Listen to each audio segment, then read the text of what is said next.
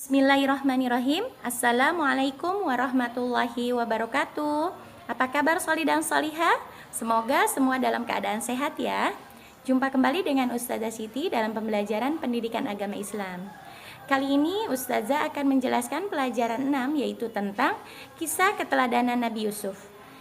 Silahkan kalian langsung simak penjelasannya.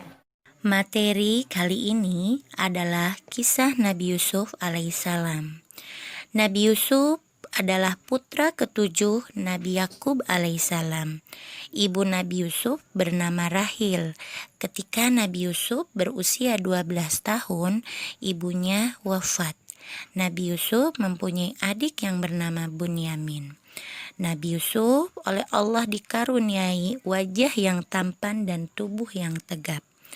Waktu kecil, Nabi Yusuf merupakan anak yang lebih disayang dan dicintai oleh ayahnya dibandingkan dengan saudara-saudaranya yang lain, terutama setelah ibunya wafat.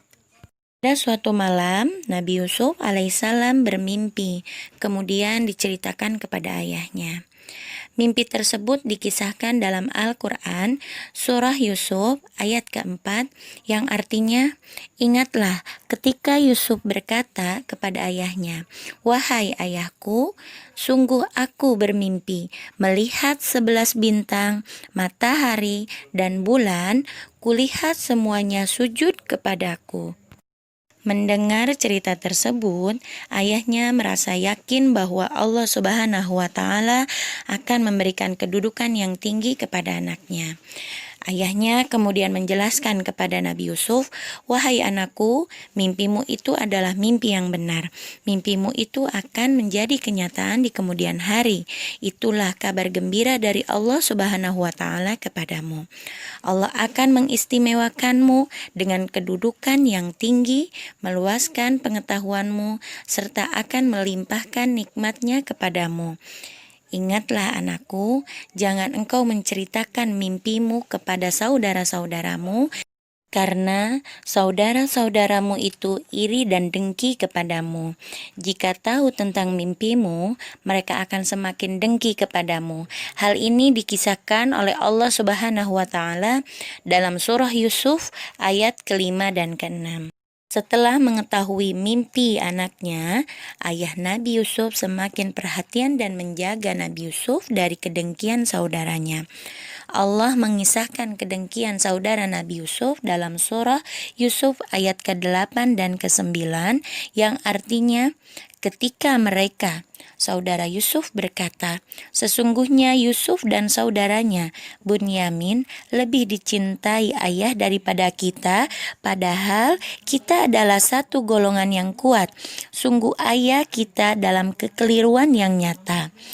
Bunuhlah Yusuf atau buanglah dia ke suatu tempat agar perhatian ayah tumpah kepadamu, dan setelah itu kamu menjadi orang yang baik." Menanggapi usulan saudaranya itu, Yahuza kakak tertua memberi usulan yang berbeda. Usulan itu diceritakan dalam surah Yusuf ayat ke-10 yang artinya, "Janganlah kamu membunuh Yusuf, tetapi masukkan saja dia ke dasar sumur agar dia dipungut oleh sebagian musafir." Saat di dalam sumur, Nabi Yusuf menangis seorang diri. Nabi Yusuf mohon perlindungan dan pertolongan kepada Allah Subhanahu wa Ta'ala. Tidak lama kemudian, datang rombongan kabilah untuk mengambil air.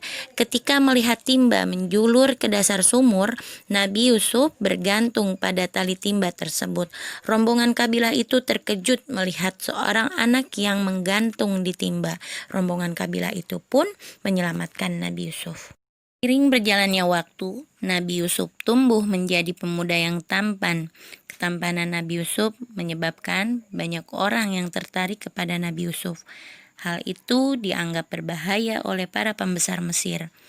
Para pembesar Mesir itu akhirnya sepakat memasukkan Nabi Yusuf ke dalam penjara dengan cara memfitnahnya. Dalam penjara itulah Allah Subhanahu wa Ta'ala menurunkan wahyu kepada Nabi Yusuf dan mengangkatnya menjadi utusannya.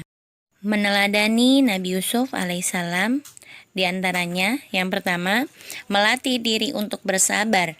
Yang kedua, memohon pertolongan hanya kepada Allah. Yang ketiga, melatih diri untuk jujur. Yang keempat, rajin belajar agar menjadi pandai dan bijaksana. Yang kelima, memaafkan kesalahan orang lain. Alhamdulillah, untuk pembelajaran kali ini telah selesai ya. Semoga apa yang tadi Ustazah Siti sampaikan dapat dipahami oleh semuanya. Cukup sekian dari Ustazah. Wassalamualaikum warahmatullahi wabarakatuh.